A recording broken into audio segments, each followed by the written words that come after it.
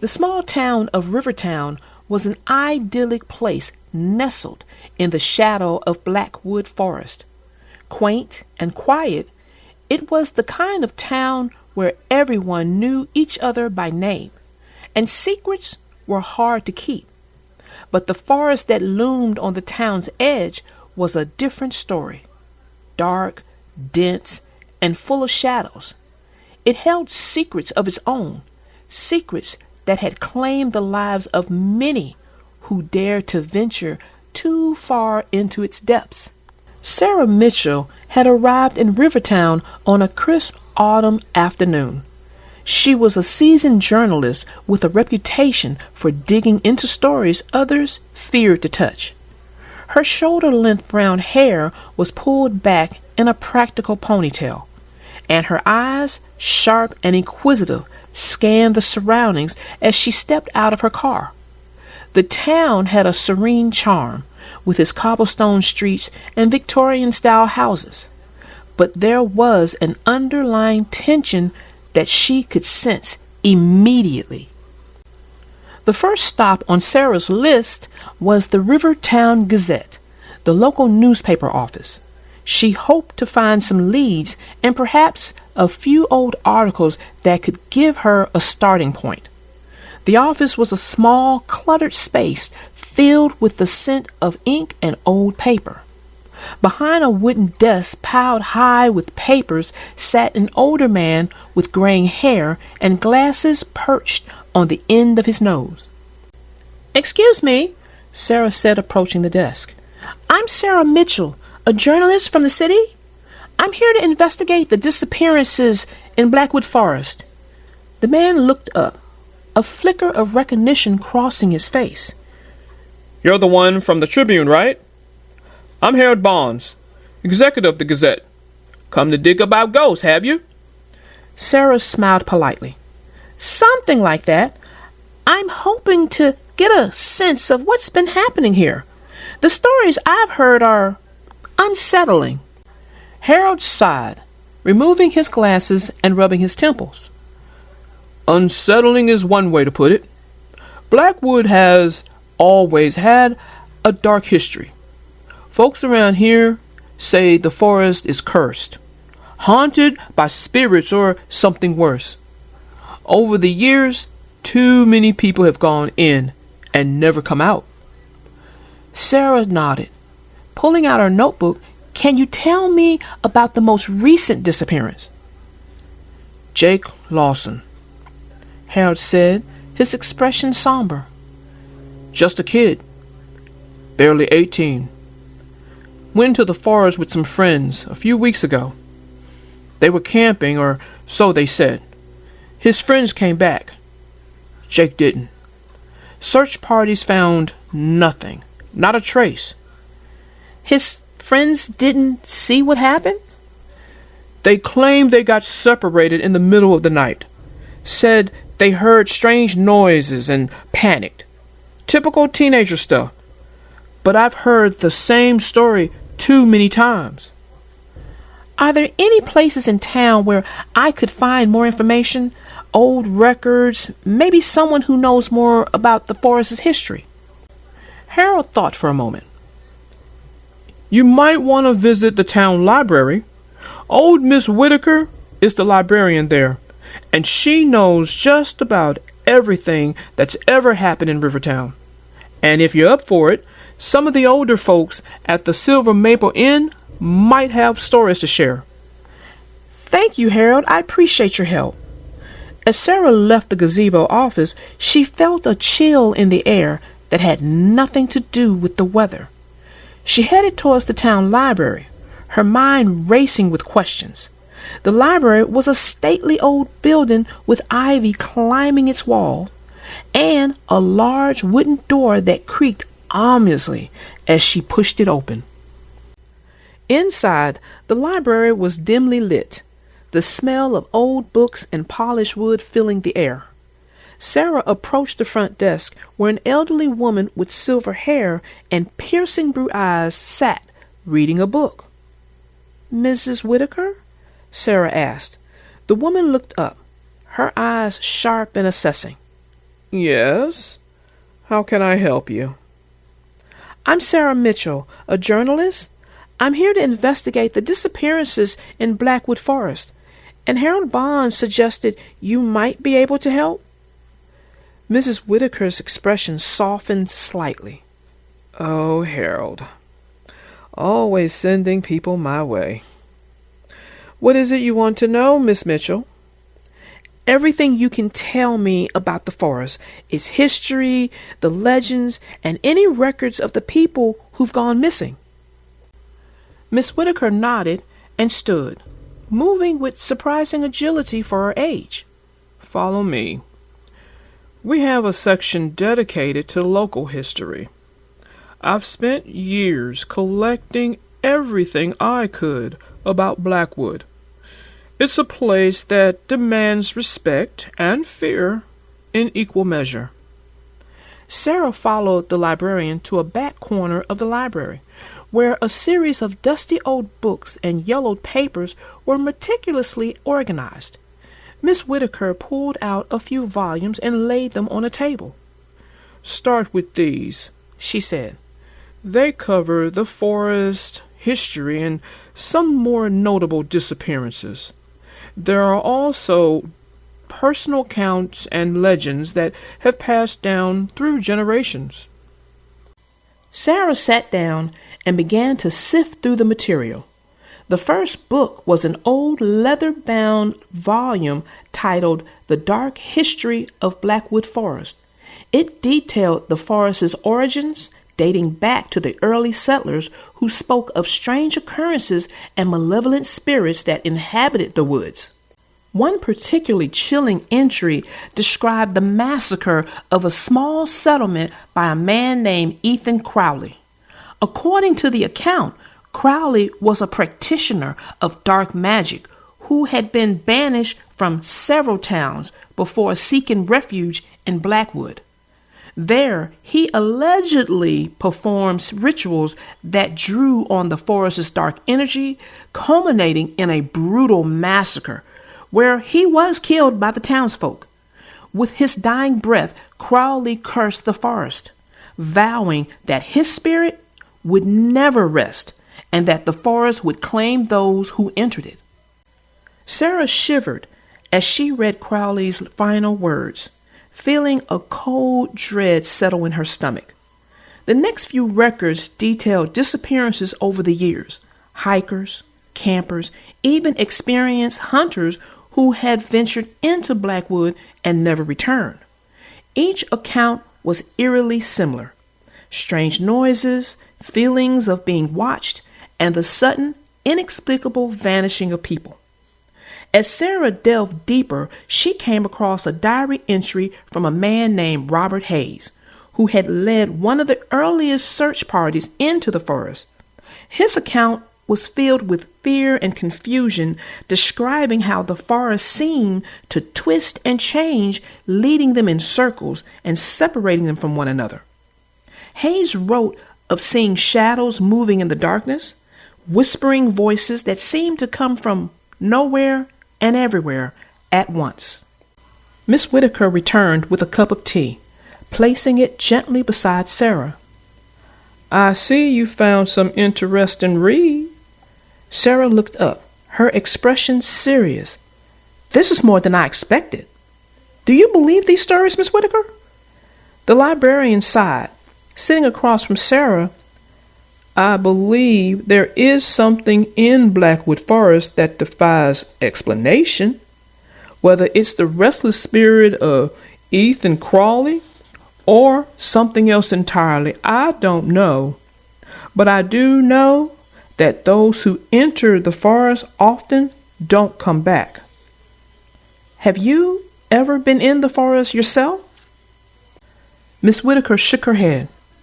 No, and I have no intention of doing so. Some places are best left undisturbed.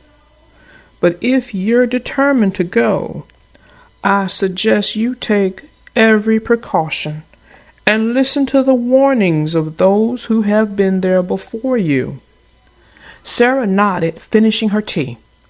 Thank you, Miss Whitaker. This has been incredibly helpful. As she left the library, she felt a mix of excitement and apprehension. She had uncovered a wealth of information, but the real challenge lay ahead. She had to experience the forest for herself, to gather the evidence she needed to write her story, and hopefully to bring some measure of closure to the families of the missing. That evening, as the sun dipped below the horizon, Sarah prepared for her night in the Blackwood Forest. She packed her backpack with essentials: a flashlight, a map, a compass, a first aid kit, and her trusty digital recorder. She also brought along a small digital camera to document her journey. The edge of the forest was only a short drive from the town center. Sarah parked her car at the designated trailhead, where a weathered sign warned visitors of the dangers ahead. The forest loomed before her, dark and foreboding, the trees standing like silent sentinels against the twilight sky.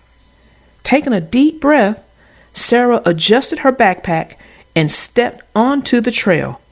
The air was cool and still, and the only sounds were the crunching of leaves underfoot and the distant call of a lone owl. As she ventured deeper into the forest, the light faded and an eerie silence enveloped her. Sarah walked for what felt like hours, her flashlight cutting through the darkness.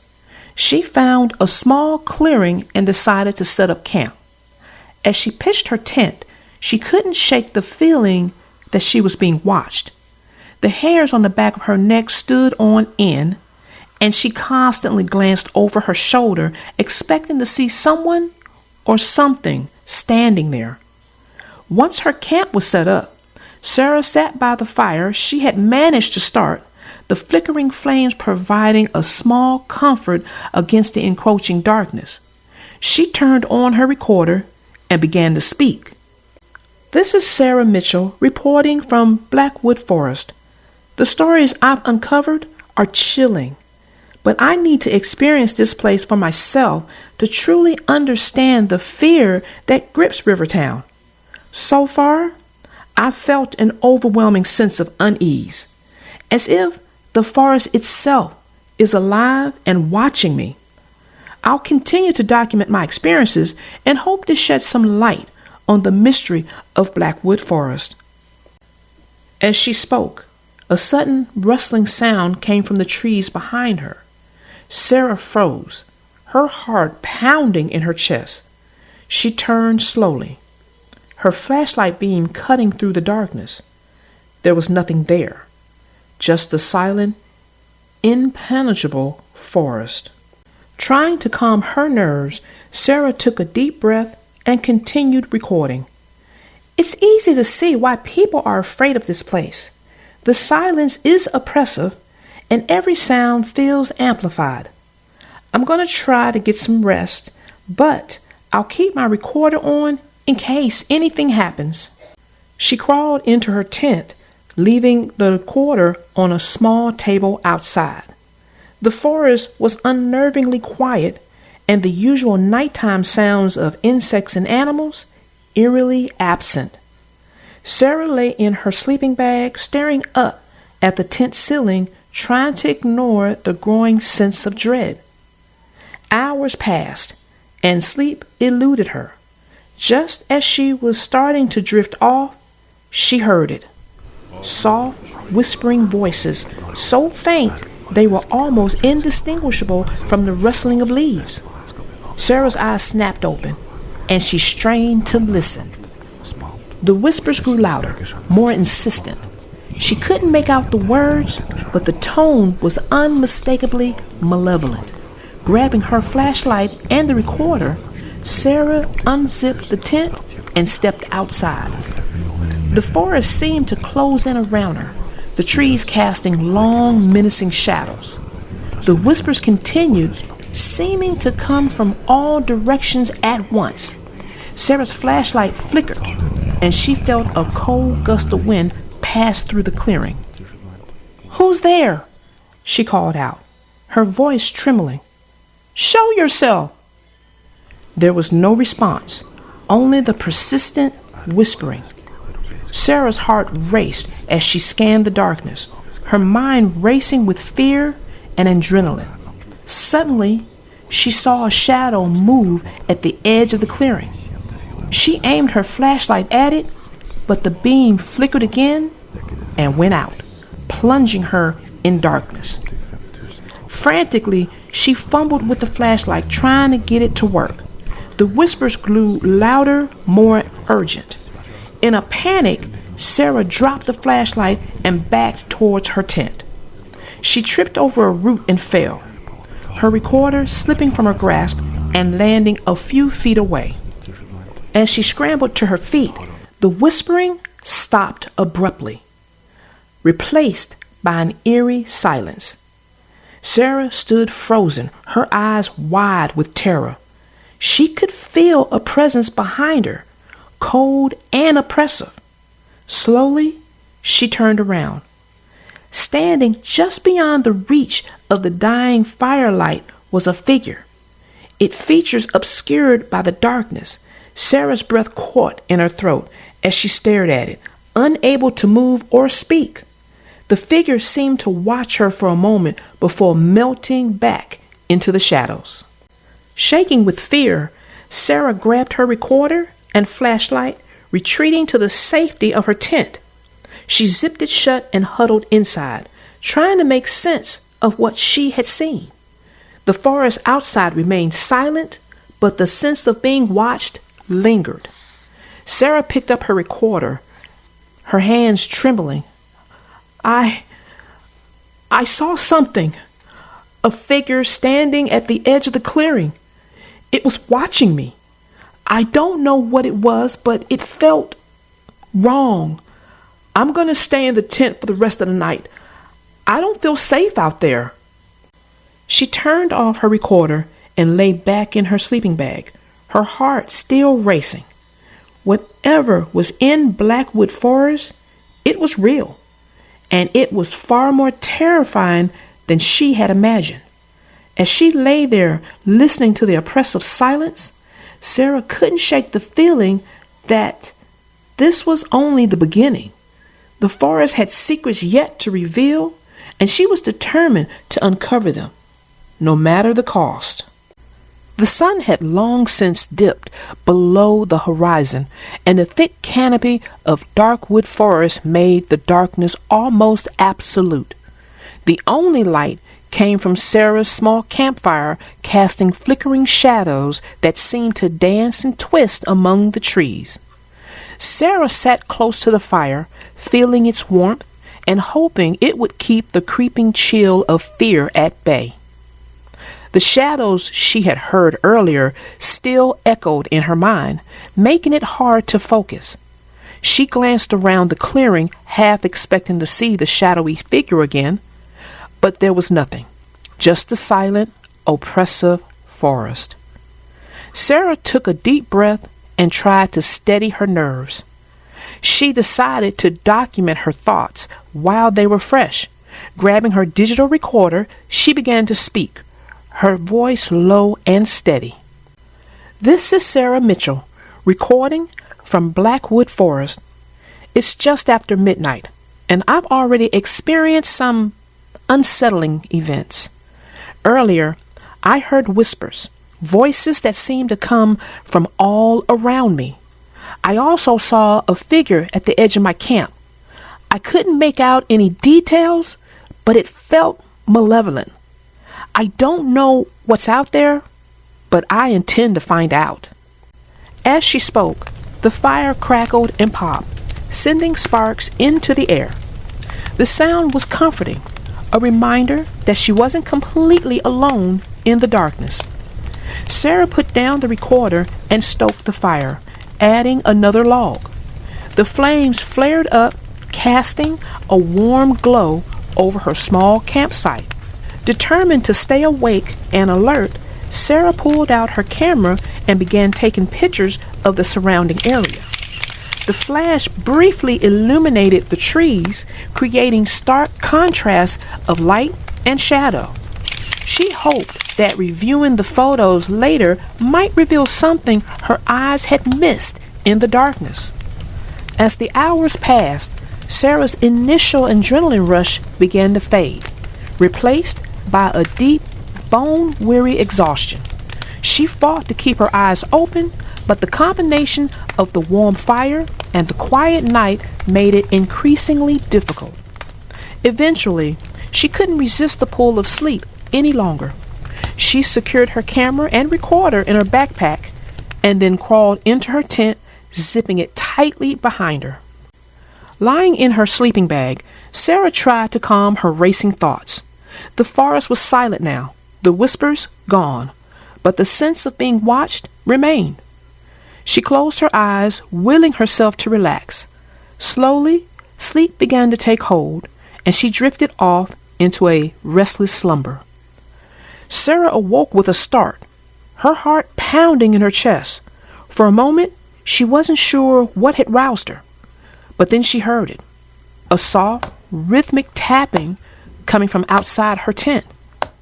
She lay still, straining to listen. The tapping continued, steady and insistent. Her first instinct was to ignore it, to stay safe inside her tent. But curiosity and determination got the better of her.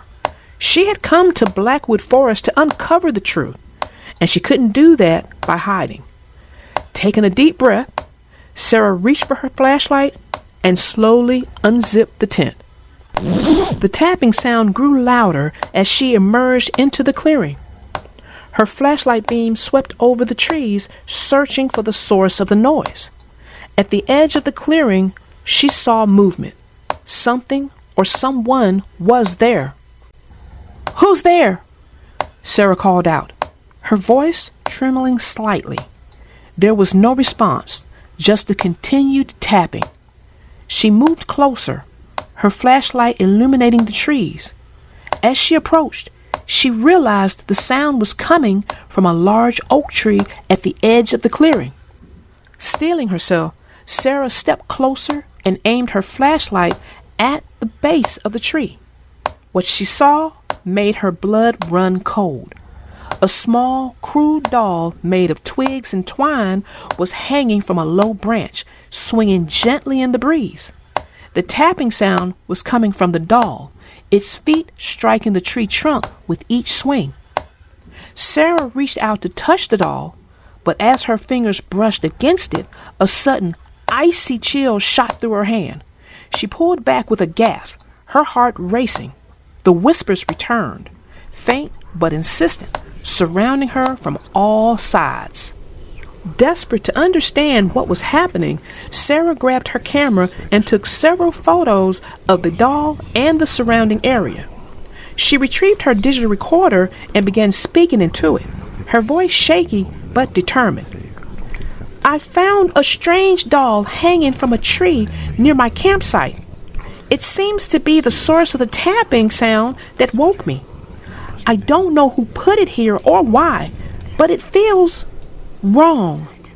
There's an overwhelming sense of dread, and the whispers are back. I need to stay alert and figure out what's going on." Sarah backed away from the tree, the whispers growing louder and more urgent. She returned to her campfire, stoking the flames to keep them burning brightly.